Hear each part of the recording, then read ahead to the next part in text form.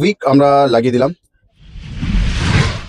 যেহেতু এটা মোল্ডের ব্যাপার আর হার্ড সোয়া ভ্যাক্সে বানাবো, তো আমাদের অয়েল স্প্রে অতি অবশ্যই লাগবে ডিমোল্ডের ক্ষেত্রে, যাতে ইজি বেরিয়ে আসে ক্যান্ডেলটা। এবং লাগানোর পরে যেহেতু এটা ঘাঁচ ঘাঁচ রয়েছে, প্রত্যেকটা জায়গাতে আমরা ব্রাশে করে সুন্দর করে লাগাবো। আমাদের হার্ড সোয়া ভ্যাক্স অনেকটা পরিমাণে থাকার দরুন আমরা জি ভ্যাক্স পরিমাণ মতন দেবো। তোমরা 2 গ্রাম মানে 2% ওজন করে দেবে, ঠিক আছে?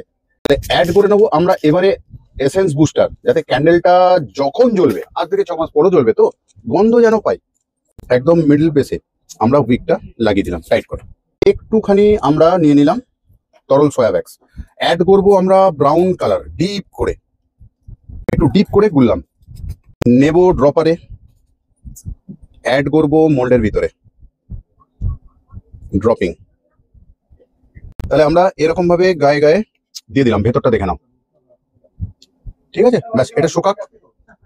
নিয়ে নেব আমরা এবারে তরল ভ্যাক্সটা। আগে কন্টেনারটা একটু পরিষ্কার করে নিলাম। আগেকার গোলা যে ব্রাউনটা ছিল আমরা একটুখানি অ্যাড করবো, কারণ এটা লাইট বেস করবো কিন্তু। হ্যাঁ, ঢেলে দিলাম আমরা মোল্ডের ভিতরে। এবার যেহেতু তরল আছে, আমরা এসেন্স এখানেও দিতে পারবো, কোনো প্রবলেম নেই। এবং একটা স্টিক্স দিয়ে আমরা গুলিয়ে দেবো। কিরকম ভাবে দেখে নাও, এসেন্স দেওয়ার পরে যেহেতু তরল রয়েছে কোনো অসুবিধা নেই, একটু জাস্ট এরকম ভাবে মেল্ট হয়ে যাবে ভ্যাক্সের সাথে। কোনো রকম ভয় করে ক্যান্ডেল বানাবে না, ফ্রি মনে করবে, যা হয় হবে। কোথাও খুলবো এবারে ক্যান্ডেলটা। ওই সাবাস, কি সুন্দর শক করে বেরিয়ে গেল, এত সুন্দর ক্যান্ডেল।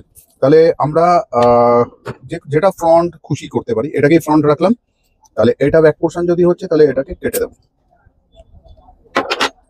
তাহলে সুন্দর ক্যান্ডেল আমাদের কাছে রেডি হয়ে গেল, সেন্টেড, অসাধারণ সুন্দর গন্ধ, কফি গন্ধ। ব্যাস, একটুখানি পার্ল শাইনার চারিদিকে লাগিয়ে দিয়ে দেখাচ্ছি। দেখেছো কত সুন্দর লাগছে শাইনারটার জন্য? এই পার্ল শাইনারের খেলাটা প্রচুর বড়, মানে খারাপ ক্যান্ডেলকেও দেখতে সুন্দর করে দেয় শাইনিং এর জন্য।